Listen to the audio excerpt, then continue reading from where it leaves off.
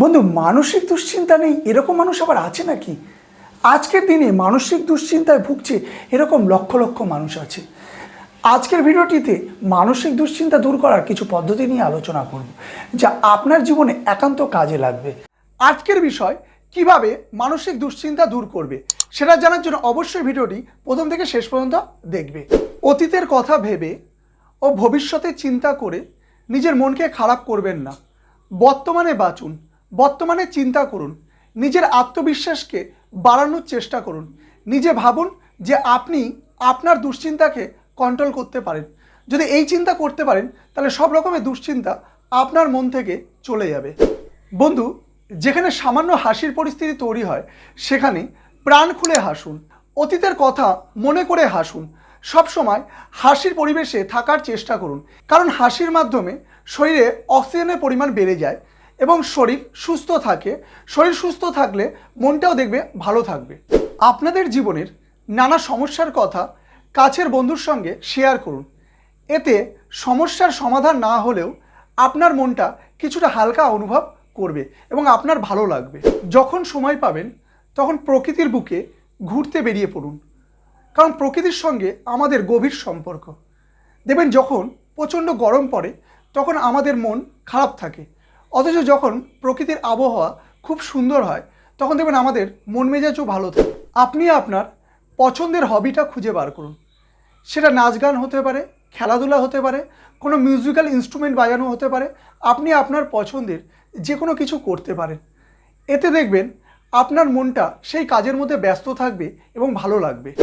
যখন অনেক টেনশন অনুভব হবে তখন দু চোখ বন্ধ করে শ্বাস নিন ও শ্বাস ছাড়ুন। এইভাবে ক্রমাগত শ্বাস নিন ও ছাড়ুন।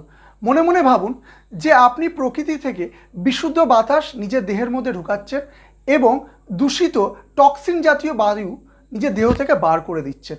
এই ভাবলে দেখবেন শরীরটাকে সুস্থ অনুভব হবে। সব সময় পজিটিভ চিন্তাভাবনা রাখুন। যারা ভালো কথা বলে তাদের সঙ্গে মিশুন। যারা নেগেটিভ কথা বলে, আপনার মনটাকে ভাঙিয়ে দেয় এমন কথা বলে, তাদের থেকে দূরে থাকুন। সবসময় ভালো ভাবুন, দেখবেন মনটাও ভালো থাকবে।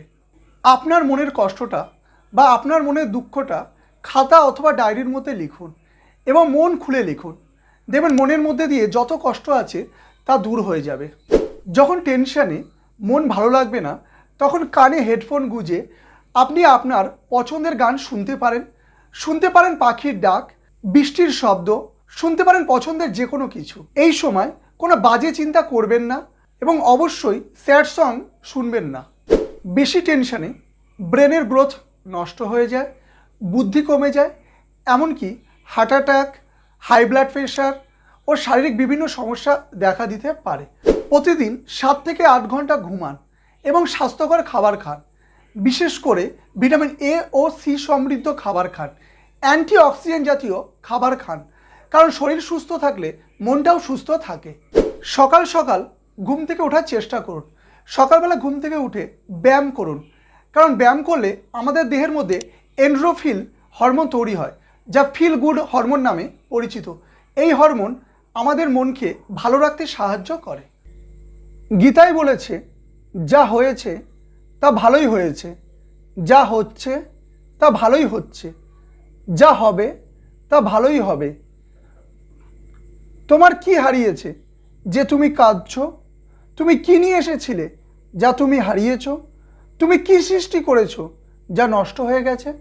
তুমি যা নিয়েছো এখান থেকেই নিয়েছো, যা দিয়েছো এইখানেই দিয়েছো।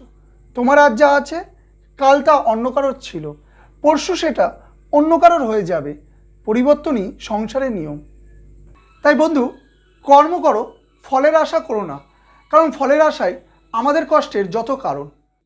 বন্ধু, আপনার যদি আমার এই ভিডিওটি ভালো লেগে থাকে তাহলে অবশ্যই লাইক, কমেন্ট, শেয়ার করবেন এবং এই রকম সুন্দর সুন্দর ভিডিও পেতে অবশ্যই আমার এই চ্যানেলটিকে সাবস্ক্রাইব করবেন। আপনার একটি সাবস্ক্রাইব আমাকে এই রকম নতুন নতুন ভিডিও তৈরি করার অনুপ্রেরণা দেয়। ধন্যবাদ।